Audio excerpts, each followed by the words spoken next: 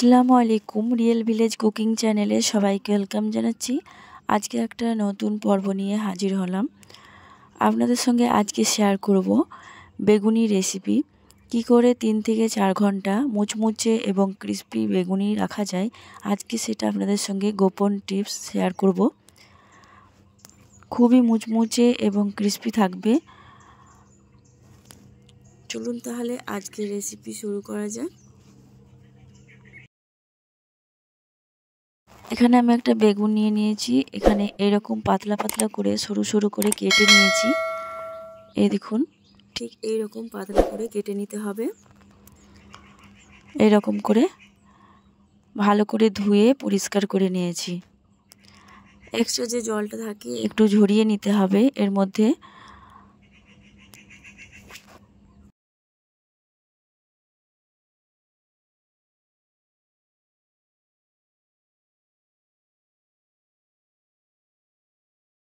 এখানে আমি একটা মিক্সিং বোল নিয়ে নিয়েছি। এর মধ্যে দিয়ে দিলাম বেসন, 1 বাটি থেকে সামান্য কম বেসন নিয়ে নিলাম। দিয়ে দিলাম 1 টেবিল চামচ ময়দা, দিয়ে দিচ্ছি 1 টেবিল চামচ লবণ, লাল লঙ্কা গুঁড়ো 1/2 চামচ পরিমাণ, দিয়ে দিচ্ছি হলুদের গুঁড়ো 1/2 চামচ পরিমাণ, গোলমরিচের গুঁড়ো দিয়ে দিচ্ছি 1/2 চামচের মতো, আর জিরে গুঁড়ো দিয়ে দিলাম, ভাজা জিরে গুঁড়ো 1/2 চামচ পরিমাণ, আদা রসুন বাটা 1 চামচ পরিমাণ।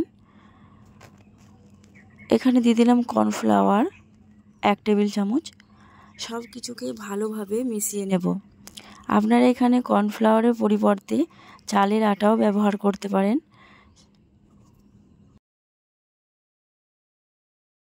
সব কিছু যখন ভালোভাবে মেশানো হয়ে যাবে, আমি এখানে অল্প অল্প করে জল দিয়ে একটা ব্যাটার তৈরি করে নেব। একবারই একসঙ্গে জল দেব না, অল্প অল্প করে দেব আর একটা ব্যাটার তৈরি করে নিতে হবে।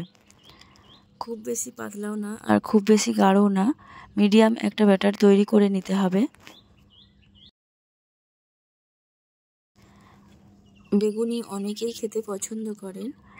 কম বেশি এইভাবে স্টেপ বাই স্টেপ ফলো করবেন, দেখবেন বেগুনির স্বাদও দ্বিগুণ হবে আর খেতে খুবই মুচমুচে হবে, অনেকক্ষণ পর্যন্ত মুচমুচে থাকবে। যে বাটিতে আমি বেসন মেপেছি সেই বাটিরই 1 বাটি থেকে সামান্য কম আমার জল লেগেছে। এভাবে আমি ভালোভাবে ব্যাটারটা তৈরি করে নিচ্ছি। এই দেখুন, ব্যাটারটা এখানে রেডি হয়ে গেছে। আমি ব্যাটারের ঘনত্বটা আপনাদের ভালোভাবে দেখিয়ে দিচ্ছি। এই দেখুন, এইভাবে করে ব্যাটারটা তৈরি করে নিতে হবে।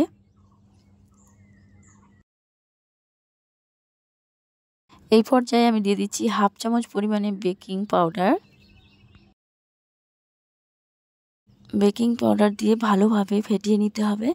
এখানে বলে রাখি, বেকিং পাউডার দিয়ে কিছুক্ষণ রাখা যাবে না। যখন আপনারা ভাজবেন ঠিক সেই পর্যায়ে বেকিং পাউডারটা দেবেন। এই দেখুন, ব্যাটারের ঘনত্বটা দেখুন, ঠিক এই রকম হবে।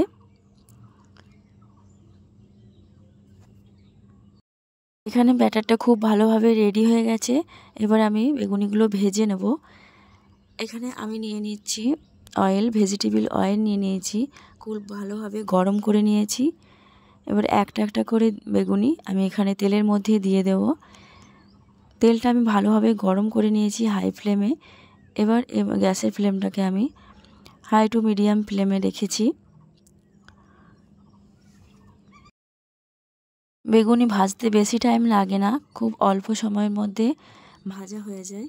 এবারে এক সাইডটা হয়ে গেলে অপর সাইডটাও উল্টে দেব। আপনারা স্টেপ বাই স্টেপ ফলো করবেন, এতটাই মুচমুচে হয় এবং ক্রিস্পি হয় আপনারা বিশ্বাস করতে পারবেন না। আপনারা সহজেই এইভাবে স্টেপ বাই স্টেপ ফলো করলে বাড়িতে অনেকক্ষণ মুচমুচে এবং ক্রিস্পি কিভাবে রাখা যায় আপনাদের সঙ্গে গোপন টিপস শেয়ার করলাম। আপনারা এইভাবে ফলো করবেন, দেখবেন বেগুনি অনেকক্ষণ ধরে মুচমুচে রাখতে পারবেন।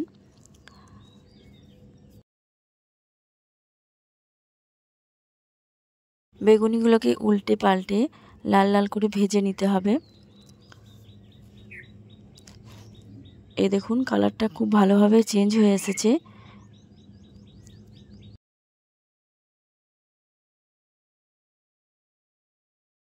এই বেগুনিগুলো ভাজা হয়ে গেছে। এবার আমি একে একে করে তুলে নেব তেল ঝরিয়ে। বাকি একইভাবে বাকি যে কটা আছে সব কটা আমি ভেজে নেব। এই দেখুন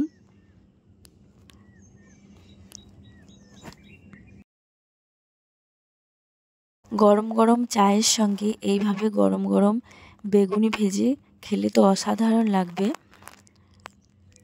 আবার ঠিক একইভাবে আমি বেগুনি ভেজে নিচ্ছি।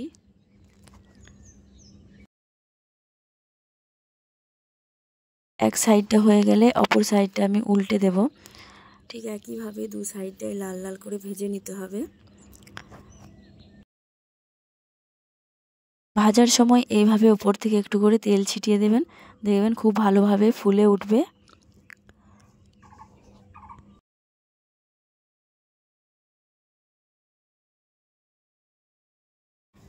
এই বেগুনিগুলোও খুব ভালোভাবে ভাজা হয়ে গেছে। এবার এগুলোকেও আমি তেল ঝরিয়ে তুলে নেব। সব কটাকে আমি একটা প্লেটের মধ্যে নিয়ে নিচ্ছি।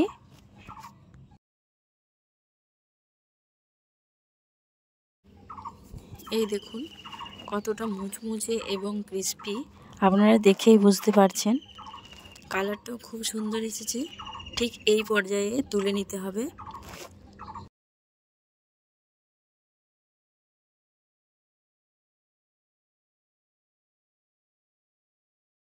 তাহলে দেখলেন তো ঘরে থাকা সামান্য উপকরণ দিয়ে কত সহজে মুচমুচে এবং ক্রিস্পি বেগুনি বানানো যায়।